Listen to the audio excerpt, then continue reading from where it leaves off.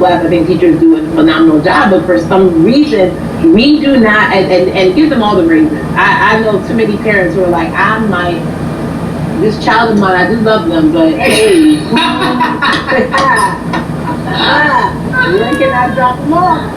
And I do think that there's a disservice done because, again, when we talk about, to your point, we talk about every 4 years, it's important to vote for the presidency. We don't realize, like, oh, snap, we actually can vote about, like, how much our libraries get. It's like small things like that, but they make a big difference.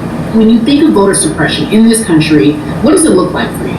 It's the system. When we talk about voter suppression, we also talk about systematic racism, right? It's all the systems that set up. And we normalize, okay, maybe your job will give you a half day, or maybe, you'll be able to get this luxury. It shouldn't be a luxury. It should be built into the system. It should be built into the fabric of how we vote. But maybe you'll be able to get this luxury in order to enable you to go vote. Think about everything disenfranchised, marginalized, Black person has to endure in a day. So in a day, you need to get to work.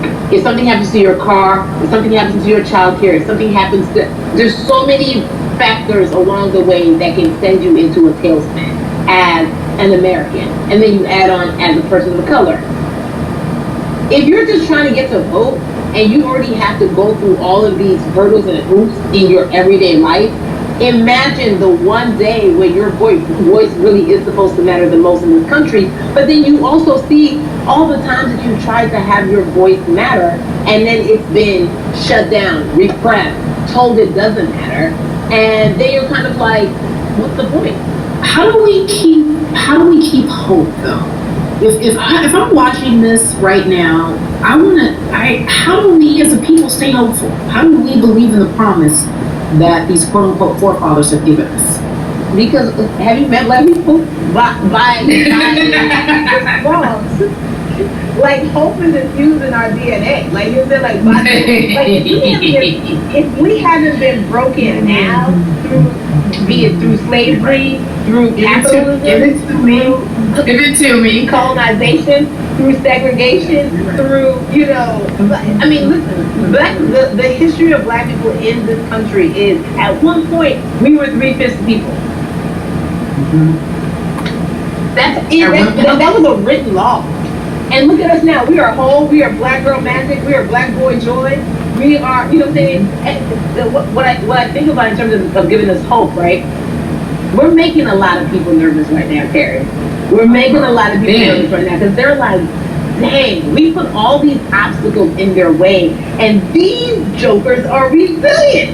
But that should give us hope. That should give us hope that, like, we can't stop, won't stop. I mean, I went to the school of Diddy, you know what I'm saying? Hashtag, I'm shaking it right now. We can't stop, won't stop. And I think that's our motto. We can't stop voting and we won't stop voting. We can't stop marching and we won't stop marching. We can't stop thriving and we won't stop thriving. To that end, because you led me directly there, I've been asking everyone who's appeared on this platform, what does activism look like? And I feel like back in the day, we had an idea. Yes, it is marching. Yes, it is protesting. Yes, it is speaking out against things that we feel are not right or unjust. But talk to me about what activism looks like for Yvonne Orchard. Listen, activism, I think the beauty of activism is that it has many faces, right? You're going to have the people on the front lines. Like, you know what? Martin Luther King marched, but there were a lot of women who were in the homes like, hey, BT Dubs, when they come back, this is how we support all the people who are marching on the front lines. And we're going to be here doing what we know to do best here. And you know what? Somebody needs to bail them out of jail so now we need to be in the community, getting money or whatever it is. So it's like everybody has a position to play. And so play your position like a shortstop, bro. So whoever you are and whatever you do, play your position. So activists could look like, you know what, I'm not the one that's built to be on the front line, but you know what, my pockets go deep, so I will support the people on the front line. I'm a comedian. Black joy is a form of activism.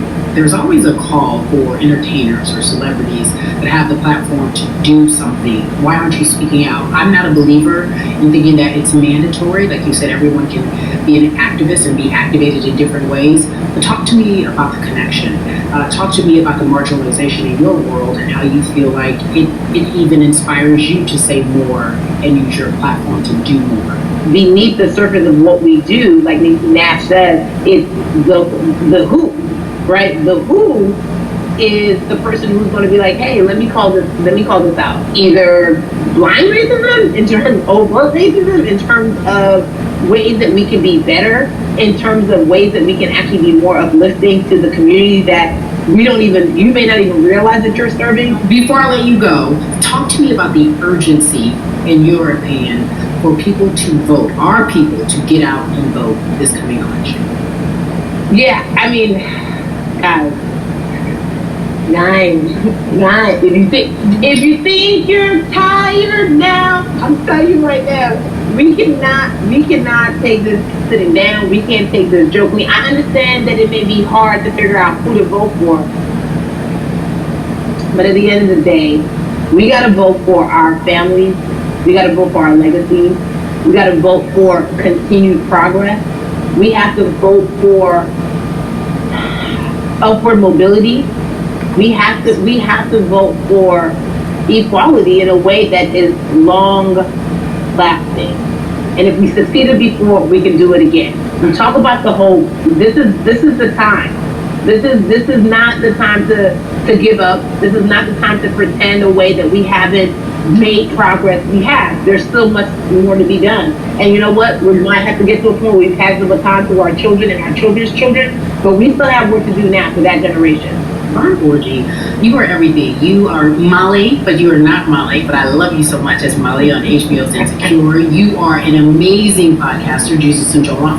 Shout out to Lovey. And then we also have movies. Like you have the world, you're a model, a cover model. Also, wait, don't let me forget your hugely successful stand-up comedy special on HBO. Girl, you're doing it all. And I am so grateful. You are truly the dream, not just the American dream. You're the black girl, brown girl, do it all dream, the immigrant dream, everything. You're a beautiful, beautiful soul. I really, really mean that from the bottom of my heart. Yvonne Orji, ladies and gentlemen, nothing but the best and excellence personified. Thank you so much for that. I love you so much, Mama. Mwah.